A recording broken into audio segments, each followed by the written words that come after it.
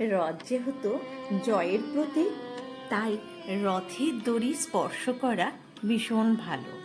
রথ মানে শরীর, সারথি মানে মন, রশ্মি মানে ভক্তি। সাম্প্রতিক সময়ে দেবতাদের চিকিৎসার জন্য ৩১৩টি ১০ মূল মোদক তৈরি থাকে, যা রাখা হয় পুরীর মন্দিরে গারদা ঘরা কক্ষে। তার মধ্যে ৭০টি মোদক চুরি গিয়েছে। ধর্মীয় বিশ্বাস অনুযায়ী মনে করা হয় স্নান যাত্রার পর জগন্নাথ দেব, বলরাম, সুভদ্রা অসুস্থ হয়ে পড়েন, তাদের জন্য এই ওষুধ।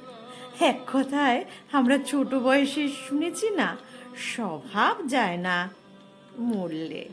যাই হোক, জগতের নাথ সবার মনোবাঞ্ছা পূর্ণ করুক। শুভ রথযাত্রা। সবার ভালো হোক, সবার মঙ্গল হোক, এটাই আমার কামনা।